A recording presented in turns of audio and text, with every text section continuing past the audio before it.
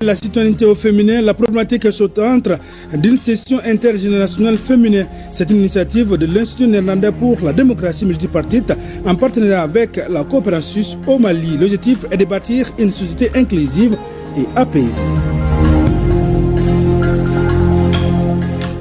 Afin de dynamiser les mécanismes locaux de prévention et de gestion des conflits, le réseau national de la jeunesse du Mali lance son projet d'appui à la paix, à la cohésion sociale et au respect des droits humains. Les localités de Banyangara et de Bangas sont concernées par le dit projet. Mesdames, Messieurs, bonjour, bienvenue aux informations. L'Institut néerlandais pour la démocratie multipartite organise un dialogue intergénérationnel féminin sur le leadership et la citoyenneté au féminin. C'est avec l'appui de la coopération suisse au Mali. L'initiative entre dans le cadre du programme L'école des élus, dont le projet est de renforcer le leadership féminin dans la gouvernance publique au Mali. L'objectif est de bâtir une société inclusive et paisible. Awadama Kulbeli, Delimaka Djabati. Loin de vouloir jouer un rôle d'homme, elles aspirent plutôt à préserver leur féminité tout en ayant une voix et un pouvoir de décision. Pour donc atteindre cet objectif, l'un des moyens offerts aux jeunes femmes par le NMD est un symposium générationnel. Nous avons depuis 2024 initié des activités de formation et de transformation des jeunes femmes maliennes de 18 à 45 ans. Et qu'est-ce que nous avons constaté? C'est qu'il y a une vision de la jeune génération qui ne se nourrit pas forcément des expériences de leurs aînés, de leurs prédécesseurs. Donc nous nous sommes dit qu'il était important de créer un cadre où toutes ces générations-là peuvent se mélanger. De ça, comme si c'était un devoir pour moi d'aider les jeunes. Parce que si on veut un changement positif de la société, si on veut un changement positif de notre jeunesse, je pense que nous devons nous impliquer et partager nos expériences avec eux. Le premier panel a porté sur l'investissement, un levier clé décliné en 3 niveaux essentiels à l'épanouissement des femmes dans la sphère publique. L'investissement financier qui consiste à les appuyer dans les différentes initiatives, mais il y a aussi l'investissement au niveau technique, donc le renforcement des capacités, les accompagnements. Il y a aussi l'investissement institutionnel, des actions qui vont les permettre quand même de pouvoir accéder à des instances de décision. 2 jours durant, 200 filles et jeunes femmes issues de Mopti, Koutchala, Tombouctou, Sikasso et du district de Bamako bénéficient de cet espace de formation, de partage et de construction d'un réseau de sororité. Et nous sommes pour mettre fin à la violence numérique à l'égard des femmes. Et c'est le thème d'une conférence débat. Elle est organisée par le comité des femmes de la Fédération internationale des femmes ouvrières de transport. C'est dans le cadre de la campagne des 16 jours d'activisme. On en sait plus avec Aminata Ouedraogo et Adama Traoré. Usurpation d'identité, espionnage audiovisuel, cyberharcèlement. Voici autant de formes de violence auxquelles les femmes sont couramment exposées à l'ère du numérique. Des infractions qui sont pourtant punies par la loi. Pour se mettre à l'abri, les femmes travailleuses des aéroports du Mali découvrent les juridictions compétentes et les voies de recours en la matière. Nous avons mis en exergue les cyberviolences sexuelles que nous connaissons, qui consistent à la publication des photos intimes. Et aussi, nous avons parlé des cyberviolences psychologiques, sociales, économiques, et surtout la nouvelle forme qui est technologique, en quelque sorte, qui renvoie à la surveillance, qui permet de tracer notamment à travers des outils. Donc, et aussi, nous avons parlé dans une seconde partie les voies de recours. Ce cadre de sensibilisation représente la participation des femmes de la Fédération internationale des ouvriers de transport ITF à la campagne des 16 jours d'activisme. 16 jours mis à profit pour sensibiliser sur les violences faites aux femmes et aux filles, avec un accent particulier mis sur les violences numériques. Ces modèles de violence existent au Mali et causent d'énormes dégâts tant sur le plan psychologique, moral et physique. Ils détruisent des femmes, des familles, des ménages et même la carrière d'hommes et de femmes. Compte tenu de tout cela, il est demandé à chacun et à chacune de s'investir dans la prévention de la violence sur le genre en ligne, de sensibiliser sur sa gravité et sur la diffusion de mensonges qui nuisent à la cible aussi bien qu'à l'auteur et d'ailleurs à toute la société. Nous sommes en train de tout pour faire en sorte que les femmes soient au maximum intégrées et que tout ce qui peut être lié aux femmes soit vraiment traité avec beaucoup de soins. Les femmes de l'ITF repartent enrichies et mieux armées pour se liguer contre toute forme de violence, qu'elle soit physique, morale ou numérique.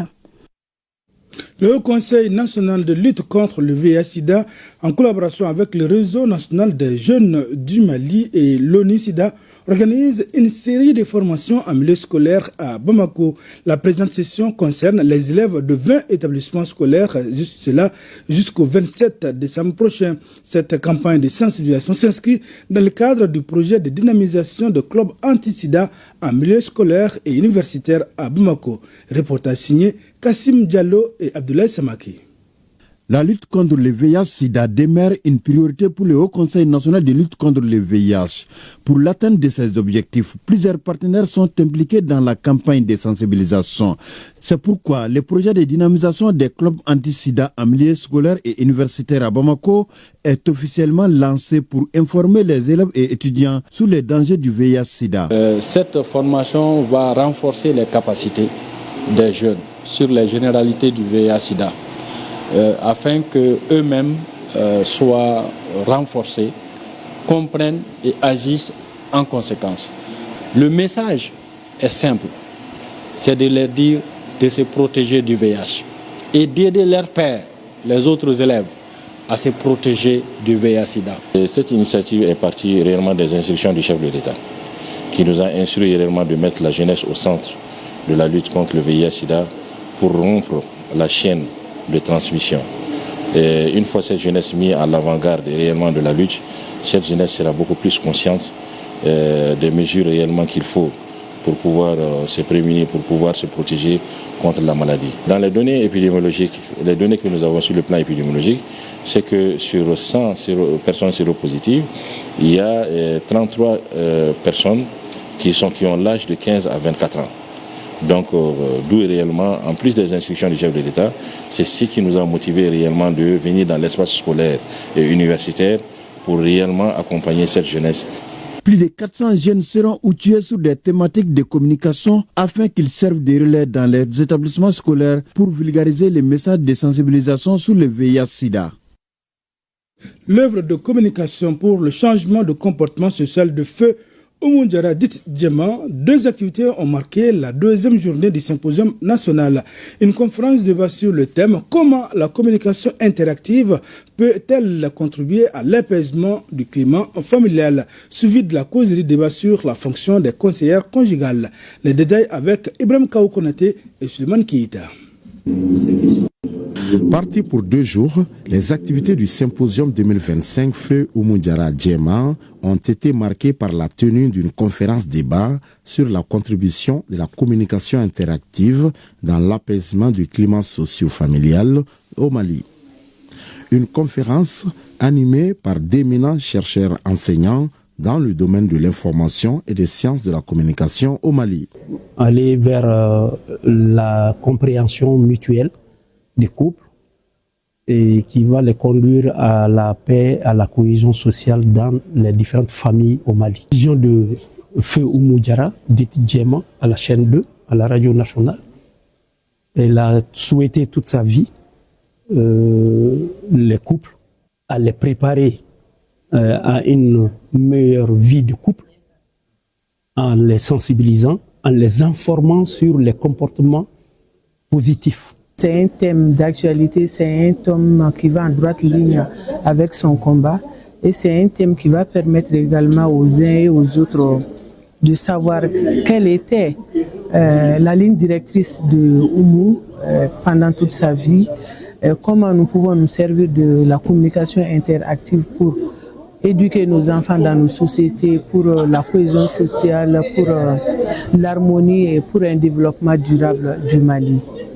Le symposium Feu Oumoudjara Djema vise à rendre hommage à celle qui s'est rendue célèbre par la richesse du contenu de sa communication au service de la stabilité, la sauvegarde et l'essor de la famille malienne. La communication n'était pas seulement un outil, c'était un levier de changement. Et elle a œuvré à ce que les couples puissent changer de comportement. Au sortir de cette deuxième journée, un grand plateau de l'émission Ankabaro s'est tenu avec la participation active des invités autour de l'animatrice Khadija Sidibé, dite Ina Empire, parmi lesquels des conseillères conjugales, Manyamara en Bambara. Je suis la Mayamara de Feu Oumoudjara. Nous avons partagé plus de 20 ans ensemble. Nous remercions sincèrement tous ceux qui ont participé à l'organisation de cet événement à son honneur. Ce soir, nous avons abordé plusieurs points importants autour du mariage. La différence entre les mariages d'autrefois et celui d'aujourd'hui, ainsi que le rôle des Mayamara à travers ces différentes époques. Nous sommes très heureux de l'organisation de ce symposium. Cela prouve combien Feu Oumoudjara a fait le bien et a laissé un impact important de son vivant. Sa perte nous a profondément affectés et certains membres du groupe envisageaient même de partir. Mais nous leur avons montré que même si celle qui nous avait réunis n'est plus là, nous pouvons continuer à rester unis et suivre la voie qu'elle nous a tracée. Cette activité qui met fin à ce symposium 2025 n'a rien d'anodin. Elle contribue en effet à promouvoir la fonction sociale du Manyamara dans un contexte national en pleine évolution.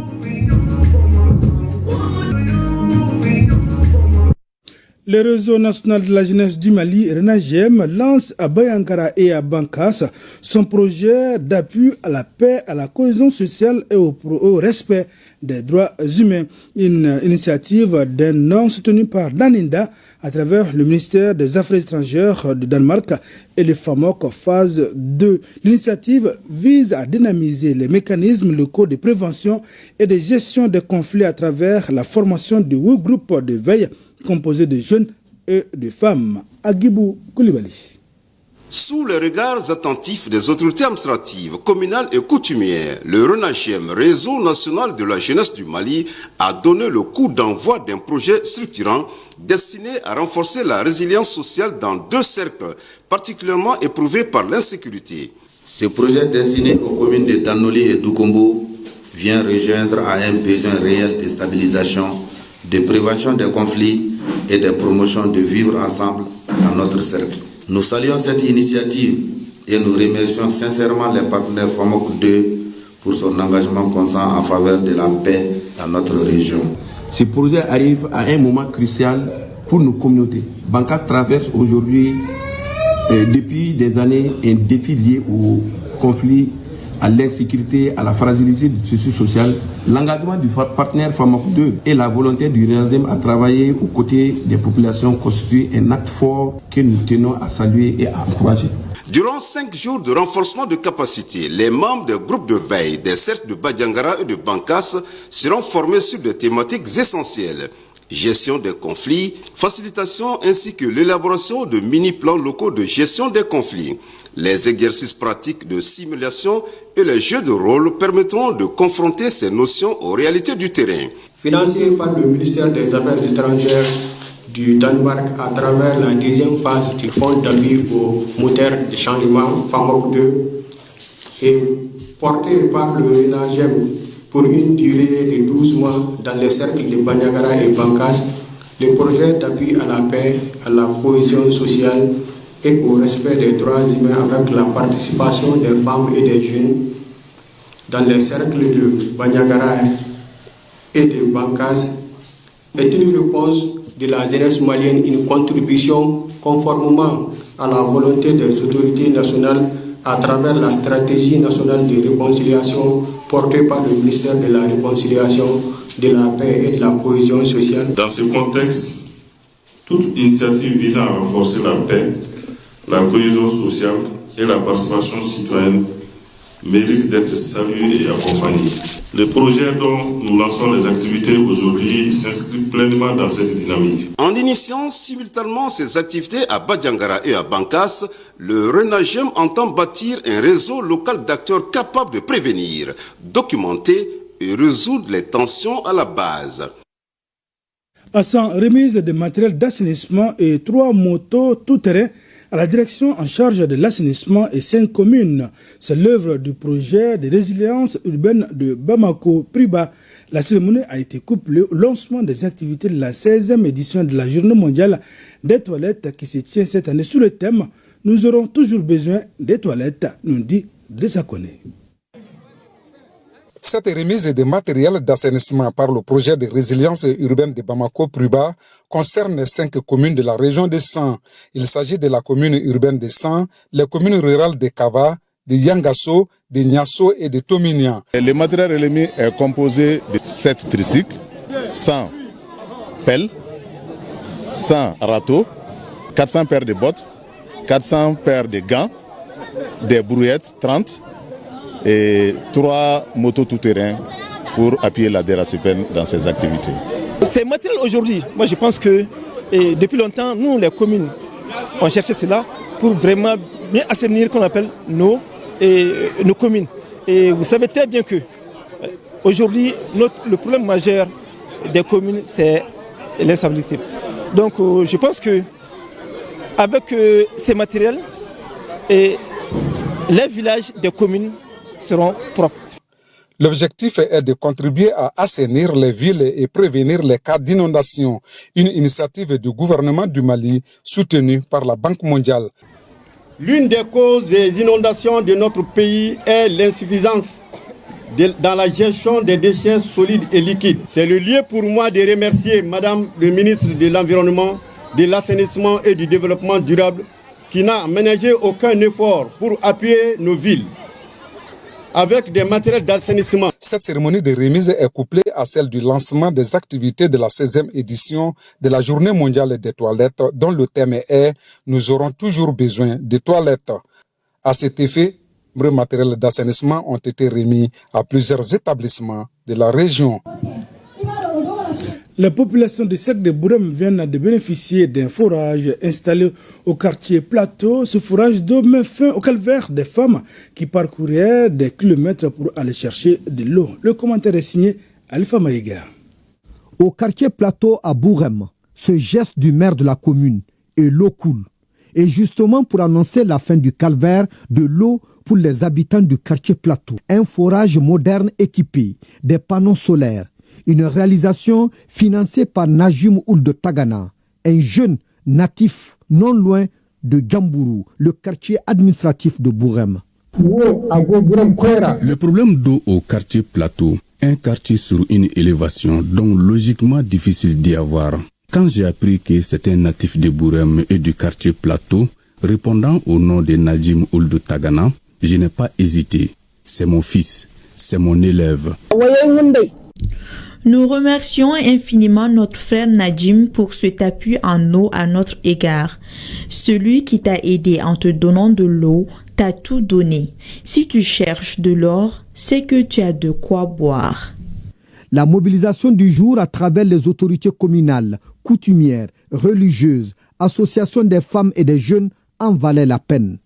Pour cette denrée précieuse, c'était la croix et la bannière pour les femmes de ménage, accompagnées de leurs enfants qui parcouraient des distances à la recherche de l'eau. Une pluie de bénédictions à l'endroit du donateur Najim Ould Tagana, aussi à tous les ressortissants de Bourem hors de la contrée, et enfin pour un Mali en paix. Un reportage signé Alpha Atigo Maïga, un enfant de Bourem. Le centre de formation AC English Training vient de fêter son 4e anniversaire. Une occasion pour le centre de démontrer l'importance de la langue anglaise et faire sa promotion à travers des jeux et des pitchs de motivation. Compte rendu signé Awa Traoré.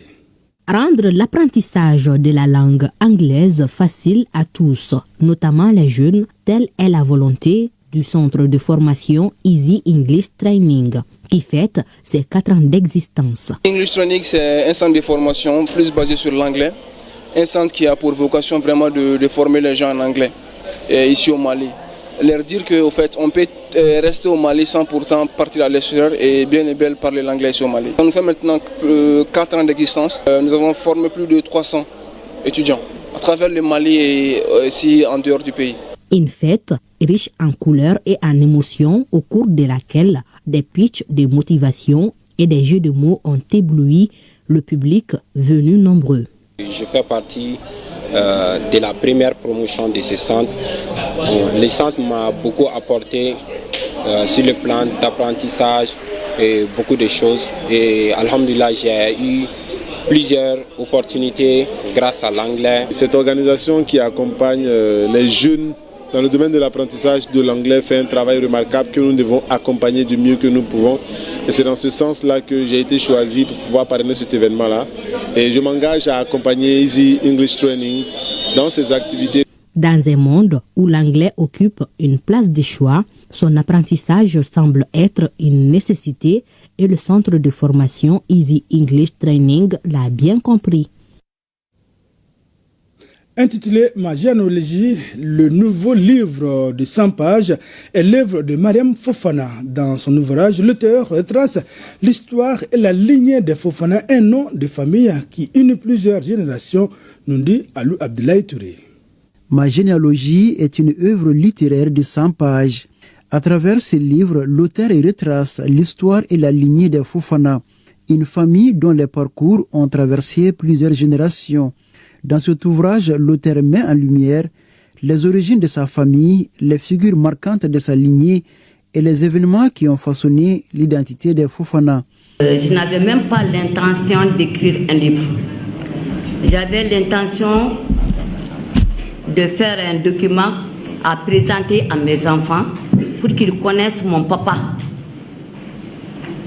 Donc, c'est pourquoi tout ce que je vous ai dit là, j'ai fait ça pour que mes enfants sachent qui je suis. Parce qu'eux, ils me connaissent. Ils connaissent mon papa, mais ils ne savent pas qui il est, qu'est-ce qu'il a fait dans la vie. Ça, c'est la raison pour laquelle, juste pour que mes enfants sachent qui je suis, d'où je viens. Donc, j'ai parlé de mon papa, de ma maman et tout. C'est tout. Le livre Ma généalogie se veut à la fois un récit personnel et un outil de préservation identitaire invitant le lecteur à comprendre l'importance de la mémoire familiale dans la construction de soi. Mesdames, Messieurs, ainsi prend fin ce journal. Merci d'avoir été de nôtres. À demain, Inch'Allah, même heure, même plateau et pour d'autres informations.